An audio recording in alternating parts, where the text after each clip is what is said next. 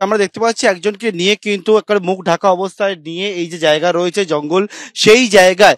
কোথায় কি হয়েছিল সেই বিষয়টা কিন্তু তদন্তকারীরা পুনর্নির্মাণ করছেন এবং এখানে পুলিশের উচ্চপদস্থ আধিকারিকরা তারা সেখানে রয়েছেন এবং থেকে গোটা যে ঘটনাস্থল সেই ঘটনাস্থলে কোন জায়গায় কি হয়েছিল সেই বিষয়ে একেবারে পুনর্নির্মাণ করছে আমরা দেখতে পাচ্ছি। অর্থাৎ একজনকে নিয়ে ঘটনার দিন অর্থাৎ শুক্রবার দিনকে এই যে জায়গা রয়েছে সেই জায়গায় ঠিক কি ঘটনা ঘটেছে সেইটা কিন্তু দেখা হচ্ছে। তুমি দেখতে পাবে যতটা দূর সম্ভব আমার সহকারী ভগবান শাহ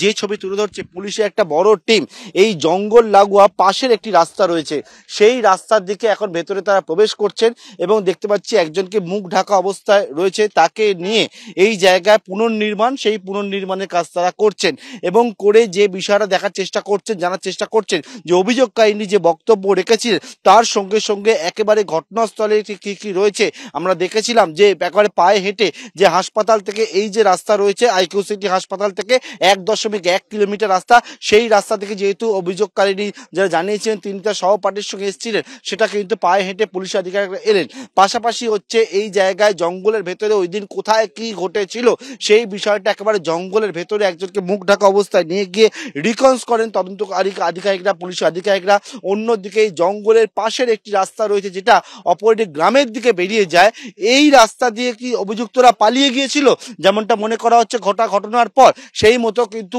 এই যে পথ রয়েছে এই পথ ধরে কিন্তু তদন্তকারীরা মুখ ঢাকা অবস্থায় যাকে নিয়ে আসা হয়েছে তাকে নিয়ে ঘটনাস্থলে পুঙ্খানুপুঙ্খ গোটা ঘটনার যে পুনর্নির্মাণ সেটা কিন্তু করছে।